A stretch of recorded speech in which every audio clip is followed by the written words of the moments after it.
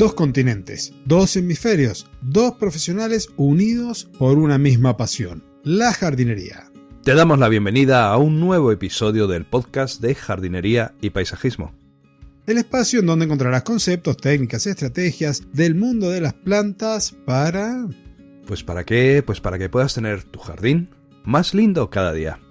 Bienvenido, Fernando, qué gusto tenerte aquí nuevamente y además haciendo el cierre del año en el cual vamos a repasar todos los episodios en colaboración que hemos ido haciendo a lo largo del 2024. Hola Claudio, el gusto es mío y por un lado estoy súper contento porque cerramos año y tenemos por delante el 25 con nuevos proyectos y nuevos objetivos, y por el otro lado estoy muy disgustado, muy enfadado porque ha pasado demasiado rápido, casi no me he dado cuenta y ya estoy cortando turrones. Acá todavía ni hemos salido a comprarlos. Pero es así. Alguien me dijo cuando yo tenía 13 años, a medida que pasen los años, a medida que pase la vida, este ciclo de 365 días se te va a pasar más rápido. Cada vez los años van a durar menos y no se equivocó. Sabia persona. Para mí el año tuvo 3 meses nomás esta vez. Ostras. Bueno, hemos quedado en que vamos a hacer un repaso que no lo hemos hecho otras veces sobre los 11 episodios en colaboración que hemos tenido a lo largo del año. El de enero fue el episodio 279 y hoy estamos con el episodio 327. En el camino pasaron muchísimas cosas, hablamos de muchísimos temas que cuando comencé el podcast allá hace mucho tiempo atrás, porque también este episodio además cierra la 6ª temporada. La semana que viene comenzamos con la 7ª. Es increíble la cantidad de temas de los cuales hemos hablado, hemos compartido experiencia, nos hemos divertido, hemos renegado de alguna herramienta por ahí. Todas las colaboraciones del año estamos tratando de resumirlas hoy aquí en este episodio con la audiencia. Exactamente, en enero de este año, cuando iniciamos el año, nosotros tan contentos, comenzamos con un episodio que titulamos Pasos a seguir en el diseño de un jardín. Desde entonces, Claudio, desde ese momento en el que diseñábamos jardines, hasta el día de hoy, diciembre, 12 meses más tarde, ¿tú sigues diseñando los jardines igual que lo hacías entonces? ¿O has variado en algo? ¿Has cambiado de herramienta? ¿O has mejorado? ¿Has descubierto algún nuevo enfoque que te funcione mejor? En cuanto a la forma de trabajo y a las herramientas tecnológicas, sigo en la misma línea que en aquel momento, no así en cuanto a mi visión de los jardines. Desde ese momento ahora, mi carrera profesional ha dado una especie de vuelta de timón. Me he ido especializando cada vez más en algunos temas que me apasionan, que ya lo hemos charlado también, sobre accesibilidad, sobre inclusión en áreas verdes, sobre lo que son jardines con fines terapéuticos. Pero más allá de ello, sigo con los clientes particulares, con los jardines tradicionales, y la metodología sigue siendo la misma que estuvimos charlando en aquel momento. En tu caso, ¿han habido cambios? ¿Has actualizado herramientas? ¿Has cambiado algún tipo de estrategia o sigues más o menos igual? Bueno, he mejorado en el conocimiento y uso de la herramienta que yo utilizo, que es prácticamente la misma que la que utilizas tú. Lo que pasa es que yo uso una versión española que se llama Landscape 3 Design y tú utilizas la versión estadounidense, que yo creo que incluso que es la original, la matriz. Y entonces he profundizado en eso, pero sí, algo ha cambiado y quiero comentarlo porque, bueno, ten en cuenta que hace ya muchísimos años que yo estoy solo al frente de mi empresa y tengo que hacer un poquito de hombre orquesta, ¿no? Me tengo que ocupar de todo y por un lado el día tiene las horas que tiene y por otro lado uno ya va cumpliendo añitos y pues las energías van mermando, ¿no? Entonces lo que me ha gustado muchísimo y que ha cambiado este año es que para iniciar el proyecto de diseño, todo lo que es crear el plano, sentar las bases del diseño, crear los primeros enfoques de diseño, cuento con la ayuda de un gran profesional que me avanza ese trabajo y me ayuda a ser más competitivo porque puedo entregar antes mis diseños. ¿Y por qué lo comento? ¿Por qué lo comento? Porque se me ha ocurrido que igual que me ocurre a mí, que no me da la vida, que no tengo tiempo, que mi mujer es una santa, que me deja trabajar tanto, le puede pasar lo mismo a cualquier otro jardinero, cualquier otra persona, aunque sea un jardinero experto en diseño, le puede pasar lo mismo. Bueno, en este tema, el episodio este de enero que hablábamos del diseño, yo la verdad que simplemente quiero constatar que considero que es muy importante a la hora de presentar de cara a un proyecto así de una cierta envergadura, de un cierto tamaño, que no sea cambiar un parterre, que ya sea construir un jardín en general o reformar una parte amplia del jardín. Creo que sí que es muy importante, yo casi me atrevería a decir que es imprescindible. Si se quiere dar una imagen profesional, presentar un proyecto en 3 dimensiones, gracias a estos programas que hay ahora. Por tanto, lo recomiendo muchísimo. Cualquier persona que no lo esté haciendo, le invitaría a que se lance porque, vamos a ver, estos programas están pensados para que todo el mundo los pueda usar. No hay que tener miedo porque, aunque tiene un poquito de curva de aprendizaje, pero se aprende a utilizarlos porque el que los diseña y el que los lanza al mercado con el objetivo de venderlos, lo que quiere es que la gente lo sepa usar. O sea, que no es nada complicado, es solo perder el miedo y adelante. Y lo que yo he empezado a probar este año, con todo este boom que hay de la inteligencia artificial, es una herramienta, hay varias, yo he probado una, que le pones una foto de una zona del jardín, que ya has de tomar la foto con una cierta intención, se la das a la inteligencia artificial y ella te decora. Todavía la inteligencia artificial está un poquito verde, falta unos añitos, 1, 2 o 3 añitos, veremos con qué velocidad esto evoluciona. Pero no deja de ser gracioso porque si has tomado bien la foto, aunque la inteligencia artificial, como se dice aquí en España, se flipe un poco, o sea, se ponga un poquito como si se hubiera tomado 4 o 5 tequilas, pero sí que te da ideas, porque le puedes decir, en 10 minutos te puede dar a lo mejor 40 diseños. Y aunque haya algunas cosas que son raras, o sea, no le puedes presentar eso al cliente, pero sí que te puede dar alguna idea que no se te había ocurrido. Supongo que todo esto en breve pues mejorará. Sí, me parece fantástico porque además yo no las he usado, pero me imagino que ya con la base que te da sirve para decir, bueno, a ver, esto podría ser tal o cual gramínea, aquí podríamos colocar este tipo de arbustos, respetando la composición, lo que tiene que ver con la parte artística, pero sabiendo elegir las plantas que se van a dar en ese lugar en particular, porque uno conoce el suelo, porque uno conoce el clima, conoce cómo le va a dar después el sol y todos esos detalles que hacen a quien se formó para diseñar jardines, lo va a poder implementar y esta herramienta, la inteligencia artificial, lo que va a ayudar es a acelerar los tiempos y quizás tener un poquito más de creatividad. Déjame que diga el nombre por si alguien la quiere buscar. Se llama Home Designs.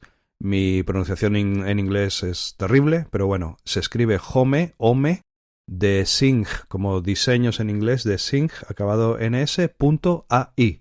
Yo creo que escribiendo eso en Google más o menos ya sale, por si alguien quiere echarle un ojillo. Pues el segundo episodio, Claudio, el de febrero, nos centramos un poquito en la conservación del agua en jardinería, que se denomina serojardinería. Yo creo que lo hicimos básicamente porque yo estaba tremendamente consternado porque acababan de prohibir en mi zona regar por completo los jardines. Ya arrastrábamos en aquel momento una sequía de 4 años y en el segundo año de sequía prohibieron regar los céspedes, con lo cual es la primera vez en mi vida profesional, que ya cumplo 26 años, es la primera vez que me encontraba en una situación así, que prohibían regar los céspedes. O sea, imagínate el cambio de chip que hay que hacer yendo a trabajar a los jardines y teniendo que estar obligados por ley a dejar que los céspedes se murieran. Pues en febrero lo que hicieron fue prohibir regar los jardines por completo. O sea, en mi cabeza eso era una catástrofe total. Y por ese motivo creo que nos animamos con mi influencia a hablar sobre el tema de la serojardinería. Algo que en mi zona se ha convertido ya como la única opción a la hora de concebir la creación de un jardín. Sí, también veníamos nosotros con varios años, también con sequía, las reservas hídricas en alta montaña no llegaban nunca a los niveles que tenían que llegar, entonces el planteo del acero jardinería, el ser y paisajismo, aquí también es una moneda corriente, pero nunca hemos llegado a la prohibición del riego como te tocó a ti. Hoy por hoy estamos viendo cómo manejar el agua, reducir las áreas de césped al máximo, pero todavía hay algo que no nos ha llegado, que es al menos de forma tan masiva como ustedes, que es erradicar césped natural para poner césped sintético. Eso, por suerte, todavía no nos toca. Sí, la verdad que es lamentable que hayamos tenido que incluir, pero obligados por la situación, incluir plástico en el jardín. La verdad que, bueno, hace unos años, si te lo decía, me decías que estaba loco. Pero es que, no sé, los tiempos van cambiando, las situaciones son las que son, y ha habido un verdadero boom de instalaciones de césped artificial. También hay que decir que los modelos han mejorado muchísimo. Ahora ya no, ya si compras un modelo bueno ya no parece una alfombra. Y ahora realmente ya puede dar un poquito más el pego. Pero sigue siendo plástico. Pero bueno, ahora los hacen con plásticos que se pueden reciclar. Con lo cual se supone que, bueno, que están un poquito más cerca de lo que es la sostenibilidad y lo que sería el mundo verde, ¿no? Yo ahora voy a empezar, a ver si tú tienes experiencia con esto. Yo ahora voy a empezar, lo tengo ya diseñado, bueno, en un presupuesto que me aceptaron el mes pasado. Y lo que pasa es que ahora estamos aquí nosotros en invierno y no es época. Voy a empezar a plantar de forma intensiva en todos los proyectos que pueda la lipia como alternativa al césped. Porque dándole muy poquito riego, muy poquito, se puede tener una zona plana de césped. Bueno, da una florecita un poquito blanca. Sí, sí, lo he visto. Lo que pasa es que, claro, como antes no hacía falta, antes poníamos césped y ya está, no tengo mucha experiencia, no sé qué tal va a aguantar el pisoteo. Y lo que más me preocupa es cómo va a ser el tema de las malas hierbas, porque claro, no se van a poder utilizar ningún tipo de herbicida de hoja ancha y no sé cómo va a ser eso. ¿Tú tienes alguna experiencia con esto o has hablado con alguien, has entrevistado a alguien? No, no, con respecto a la lipia, yo sabía que la estaban usando ahí en España, en distintos lados. También creo que en Italia se utiliza bastante y en Portugal, pero yo en lo personal no la conozco usándola como una alfombra de césped. Así que creo que no es tan resistente al pisoteo cuando uno tiene niños chicos o la superficie del jardín es reducida para tener perros de gran porte, así que no sé cómo resistirá, pero la verdad que he escuchado maravillas sobre ello por el poco requerimiento hídrico que tiene, porque además del verde da esa pequeña florcita que es un toque más natural. Pero experiencia cero con la lipia en los jardines.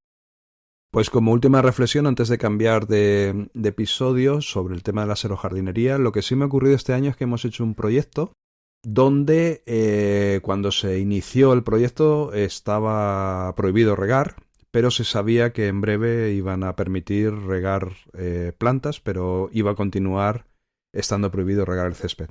Entonces lo que se hizo fue un proyecto que en principio, según los planos, tenía zonas de césped y zonas de flores y tal. Lo que se hizo fue cambiar radicalmente a serojardinería, a un jardín de serojardinería con plantas autóctonas, no tanto con gramíneas y con herbáceas, sino más con arbusto autóctono. El proyecto se acabó, ya ha quedado todo muy bien.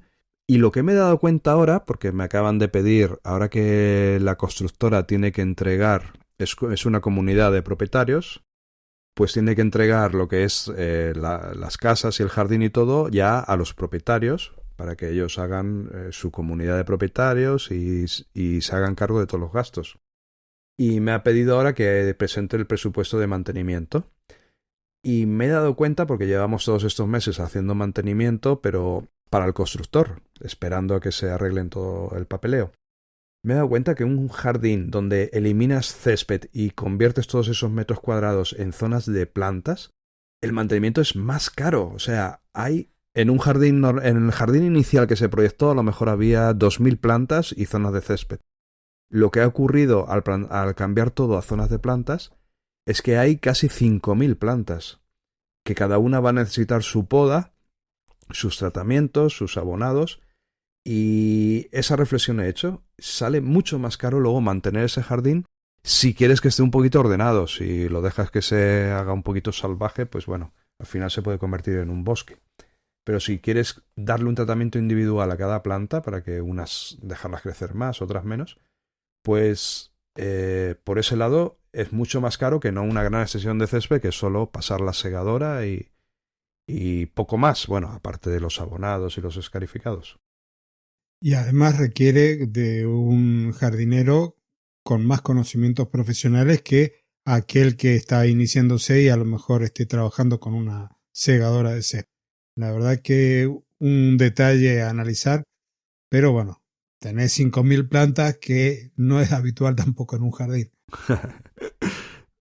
En marzo también el tema estuvo un poquito influenciado por ti y por nuestra Academia Jardín GPT, porque hablamos del curso del carnet de aplicador de fitosanitarios, curso que está en la plataforma que tenemos de la Academia y que le sirve de base a aquella persona residente en España que quiera tramitar su carnet para aplicar agroquímicos o que quiera conocer bien cómo trabajarlos.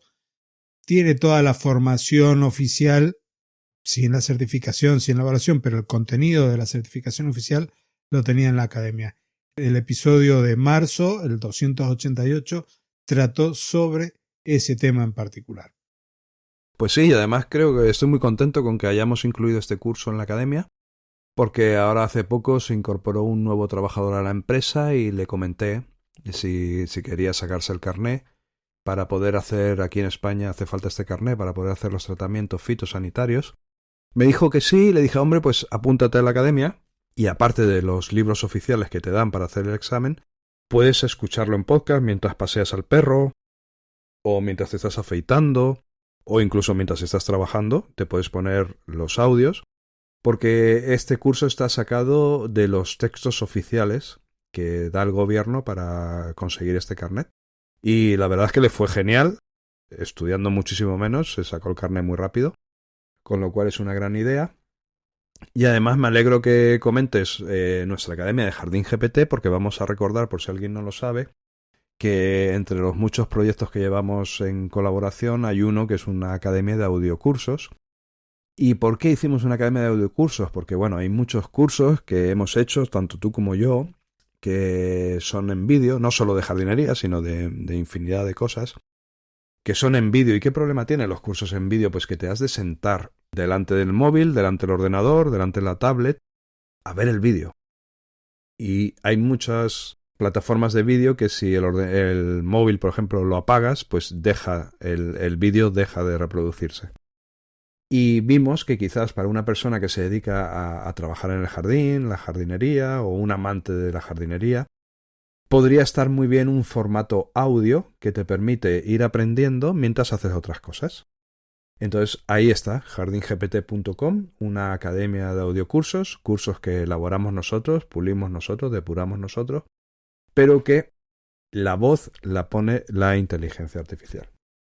Y hablando de los cursos, el siguiente episodio en colaboración, el que correspondía a abril, con número Capicúa, el 292, hablamos de un tema que me encanta, los jardines verticales, y en particular hablamos de la ubicación, es decir, si el jardín vertical miraba al norte, al este, al sur, cómo impactaban los vientos, las condiciones arquitectónicas, un tema que realmente me gusta mucho. El curso de jardines verticales se terminó justamente esta semana, ya está completo ese curso, que tienen la base de todos los temas, de todos los tipos de jardines verticales, y además el último módulo son como ejemplos prácticos diciendo, bueno, armamos un jardín de sustrato, con qué problemas nos podemos encontrar y cómo se resuelven.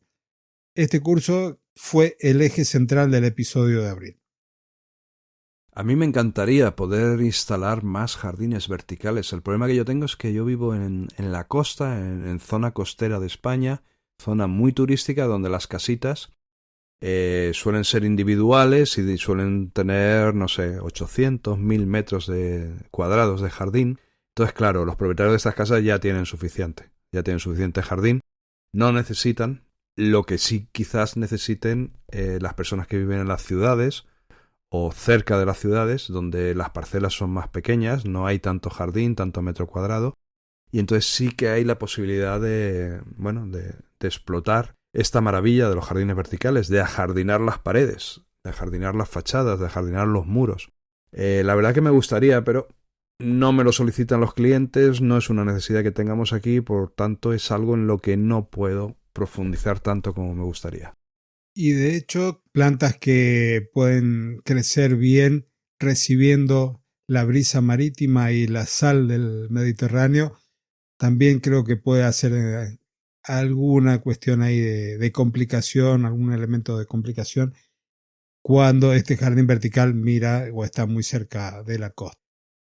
Continuando, ahora llegamos al mes de mayo y también influenciado por la cero jardinería, por la preservación del recurso hídrico, nos dedicamos a hablar del uso de los acolchados en la jardinería.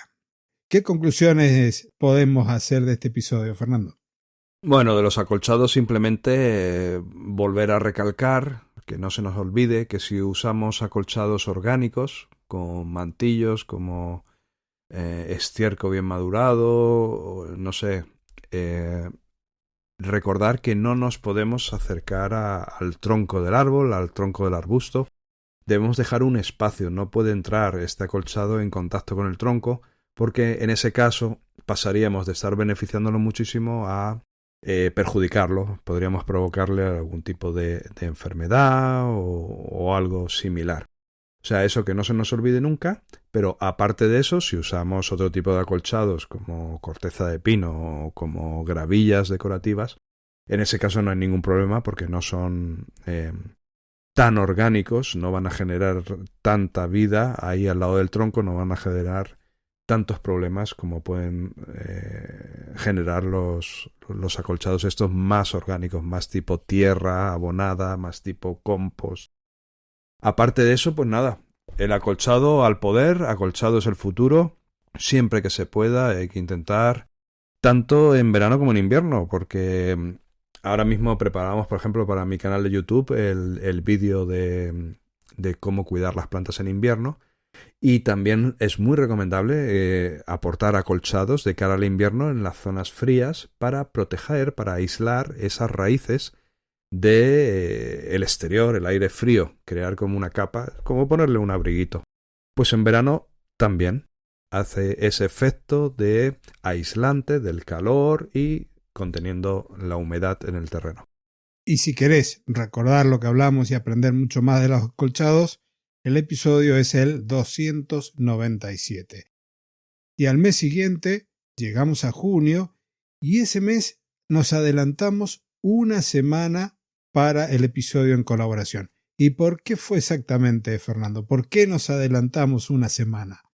Porque cumpleaños feliz. Episodio 300. 300 episodios del podcast, bueno, sin contar otras vertientes del podcast que en su día lanzaste. Y además fue un episodio que me encantó, fue súper original, fue muy divertido, porque invitaste a de los compañeros que tenemos en el grupo de Telegram, porque eso no lo hemos dicho, no lo hemos recordado. La academia de jardingpt.com también no es solo una academia de audiocursos, sino que también va acompañada del acceso a grupos de Telegram privados, donde ahí ya se tiene un contacto humano con otros jardineros, con otros amantes de las plantas. Se pueden hacer preguntas, se pueden comentar. Al ser un grupo privado, pues no hay censura. No hay que estar, no es como si fuera un vídeo de YouTube que tienes que, bueno, hay cosas que a lo mejor no puedes decir, no puedes opinar abiertamente de si un producto es bueno o malo, o si te ha resultado bien la experiencia con ese producto o no. En privado puedes decir, oye, pues a mí este abono no me ha funcionado, este sí, este tal. Entonces enriquece muchísimo. Pues bueno, integrantes de ese grupo, preguntamos en el grupo si alguien quería participar y tuvimos la gran suerte que se nos unió Marcela Muraco, también Adriana de Adripaisajismo y también nuestro gran y genial colaborador Antonio Jesús Abril, que es un profesional en arboricultura. Así es, Marcela es especialista en coquedamas, de coquedamas de mamá, donde nos compartió toda su pasión de esta técnica japonesa y charlamos acerca de cómo ella también comparte su conocimiento. Adriana es una arquitecta paisajista mexicana que tiene muchísimos años de experiencia y que además compartió su experiencia, su calidez, estuvimos charlando, y nuestro querido Antonio Jesús Abril, que es el especialista en arboricultura y al cual la audiencia bien lo conoce porque ha venido varias veces a charlar con nosotros y a compartir todos sus conocimientos. Fue un episodio realmente emotivo para mí por el hecho de ser un número cerrado, 300, y como decís vos, ya a esa altura habían alrededor de 500 episodios, pero propios del podcast de jardinería. Este era el número 300, un cumple episodio en el mes de junio. Y ya en julio, episodio 305, tomamos un tema muy importante para quienes se dedican de forma profesional al trabajo de jardinería, al trabajo de paisajismo, que es cómo realizamos los presupuestos, sobre todo dentro del paisajismo. Correcto. Aquí vuelvo a dar el mismo consejo que comentaba antes cuando hablábamos de el diseño de jardines utilizando software de diseño profesional que te permite hacer un render en 3 dimensiones y por tanto presentar esto al cliente. Pues al hacer un presupuesto yo sigo recomendando lo mismo, yo sigo R que R. Yo considero que la carta de presentación, cuando te llaman y no te conocen demasiado, bueno, aparte de que les hayan hablado al cliente bien de ti, la carta de presentación lo que va a dar un poquito de confianza, aparte de esa visita, esa entrevista inicial, va a ser cómo presentes el proyecto, cómo presentes el trabajo, cómo presentes el presupuesto. Y si es, no sé, ya ha evolucionado todo muchísimo. Ahora sí es un simple Excel con columnas y una frase y un precio, como que eso ya ha quedado un poquito en el pasado, ¿no? Ahora ya, sobre todo en jardinería, quizás en otras profesiones no, pero en jardinería yo creo que el presupuesto lo que tiene que hacer es explicarle al cliente lo que se va a hacer. Y para explicarlo hay que incluir imágenes, hay que incluir tablas, hay que incluir vídeos. Yo recomiendo eso, hacer un presupuesto bien chulo. No me acuerdo si cuando hacía este episodio comenté que estaba utilizando una herramienta que se llama Notion, que es como el antiguo Word, como un procesador de textos de toda la vida, pero que ya está enriquecido. Se le pueden añadir vídeos, se le pueden añadir imágenes. Bueno, tiene muchísimas funciones, tablas de precios, pero todo como en bonito y a golpe de clic, muy fácilmente. Y, por ejemplo, en un Word, si tú quieres poner un vídeo, tienes que poner el enlace y el cliente, cuando hace clic en el enlace, se va a ver el vídeo, digamos, por ejemplo, a YouTube. En Notion no pasa eso. En Notion, en el mismo documento, hace play y ve el vídeo. No necesita irse a otro sitio. Y luego hay herramientas que, si ya quieres ir a un nivel superior, te cogen la página de Notion y te la convierten en una página web. ¿Qué ventajas tiene eso? Pues si trabajas en zonas donde hay personas que hablan un idioma diferente al tuyo porque vienen extranjeros de vacaciones, como es mi caso, va muy bien que el documento esté en formato página web. O sea, cuando yo le envío el presupuesto al cliente, ya no le envío como antiguamente un documento adjunto, sino que simplemente le envío un enlace. Y al hacer clic en ese enlace es cuando se abre el documento, pero en formato página web. Entonces, con la herramienta archiconocida de Google de traducir, el presupuesto se traduce automáticamente al idioma que sea más cómodo para el cliente. Porque aunque hay muchos presupuestos que yo hago en inglés, los hago en inglés porque es el idioma un poquito universal, pero a lo mejor el cliente es holandés, que habla inglés, pero a lo mejor a él resulta más cómodo ver el presupuesto en holandés. Estos son los consejillos que, bueno, me están dando muy buen resultado y por tanto recomiendo. En mi caso, algo que quiero recalcar es que la presentación, cuando hago un presupuesto y cuando hago un informe, le pongo mucho cariño, le dedico mucho al presupuesto, sobre todo para poder conseguir el cliente, pero cuando voy a entregar el informe del jardín, ya sea una visita para evaluar o el informe del diseño del jardín. Le pongo mucho cariño, me esfuerzo mucho en la presentación porque es un documento después que la persona, el cliente lo tiene y con el cual me ha pasado, se lo muestran a amistades que después terminan siendo también clientes míos, porque le gustó cómo se lo presenté, porque le gustó el detalle, las explicaciones, las fotitos de las plantas, todos estos detalles que estabas vos comentando con la parte del presupuesto. Me parece que es una buena carta de presentación antes del trabajo y después del trabajo en vista a futuros clientes recomendados. Bueno, en agosto, ¿qué nos pasó? Pues que estábamos comentando en el grupo de Telegram de la Academia Jardín GPT sobre temas de poda y tal, y nos dimos cuenta, gracias a la intervención en el grupo de nuestro querido amigo Antonio Jesús Abril, que es arborista certificado, bueno, tiene las certificaciones máximas que se pueden obtener aquí en España, el European Tree Worker, el International Society of Arboriculture. O sea, está muy bien formado, pues nos dimos cuenta que no solo, voy a hablar en general, con todos los respetos por supuesto, que no solo los jardineros no saben podar árboles, sino que encima la población, los clientes, piensan que podar un árbol es lo que no saben hacer los jardineros, pero que se lleva haciendo toda la vida, que está más cerca de lo que se llama aquí en España un desmoche que no una poda. O sea, podar un árbol aquí se considera reducir su copa a 1/3 y ya está, y eso es poda. Y eso es lo que el cliente quiere y lo que el jardinero hace. Por eso invitamos a Antonio a que nos contara cuán mal estamos podando los árboles y cuán mal estamos podando los arbustos. De ahí el título del episodio era Un arborista nos visita y se derriban muchos mitos, porque muchas de las cosas que se hacen de la poda, como bien decís, tienen que ver con prácticas que se hicieron en algún momento por alguna razón y hoy se toman a rajatabla y se siguen haciendo, se sigue repitiendo la experiencia cuando en el momento original tuvo una razón distinta. Es como ese cuento de la mujer que le corta la cabeza y la cola al pescado cuando lo pone en la bandeja que va a ir al horno y no sabe por qué lo hace y dice no, porque lo hacía mi madre. Y le pregunta a la madre ¿por qué lo hacía? Porque lo hacía mi madre, y van a la abuela y la respuesta era simple, no le entraba en la bandeja del horno. Entonces como lo hacía y se empezó a repetir, bueno, lo mismo nos pasa con la poda de los árboles y este desmoche que estás comentando que lamentablemente no es bueno para las plantas. A raíz de este episodio surgió la idea de crear en la Academia Jardín GPT un curso que hemos titulado Iniciación a la Arboricultura.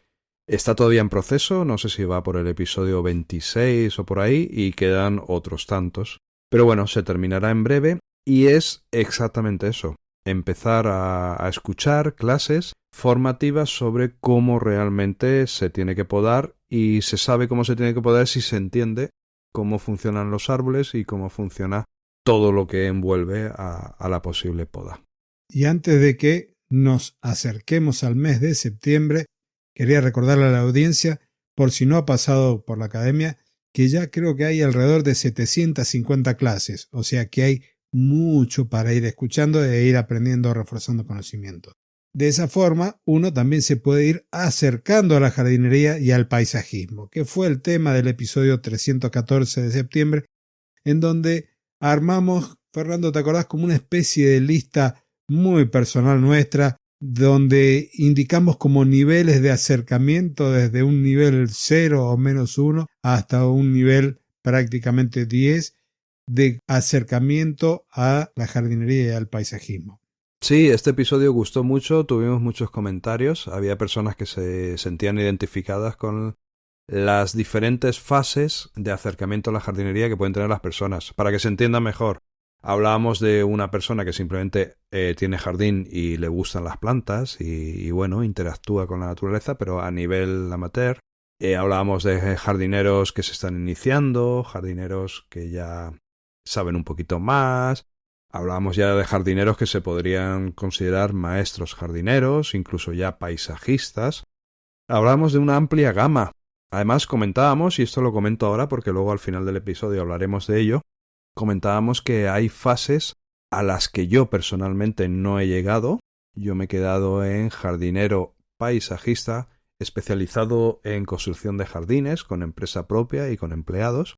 Yo me he quedado ahí, pero tú me has adelantado. Ahí, en los últimos 10 metros de la carrera, has cogido sprint y has pasado a un nivel superior, aparte de que tú también tienes empresa con trabajadores y con clientes y todo esto, pero tú ya has pasado a un nivel más de paisajista temático. No sé si llamarlo paisajista temático, porque te estás enfocando muchísimo hacia un tipo de jardinería inclusiva, un tipo de jardinería terapéutica. Explícalo tú mejor. Pero, ¿sabes qué? Yo soy un poco malo en este momento y lo vamos a dejar, ¿te parece, como para el final del episodio? Venga, de acuerdo. Por eso ya estaba haciendo un poquito de spoiler, ¿eh? Sí, sí, sí. Después vinieron 2 episodios con nuestro amigo Antonio, el de octubre y el de noviembre, y en los 2 que los invito a que vayan porque uno aprende muchísimo cuando nos visita nuestro querido Antonio.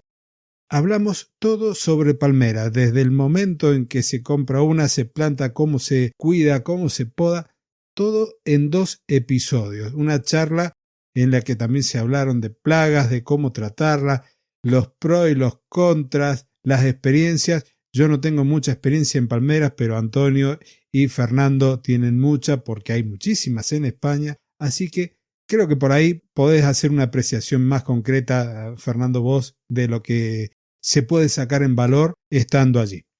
Sí, fueron 2 episodios, fueron octubre, lo que pasa que no nos dio tiempo de abarcarlo todo en un episodio, porque si no quedaría muy largo.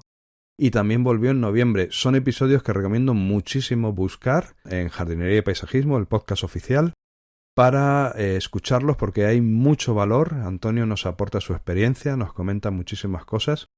Hay algo que yo aprendí, porque la verdad es que no lo sabía, y que además ahora hay otras personas, otros compañeros de profesión que me han preguntado recientemente, sobre todo me ha preguntado un podador muy experimentado que lleva 20 y pico años podando y me ha preguntado sobre esto y le he dicho, pues yo lo sé, yo sé por qué ocurre.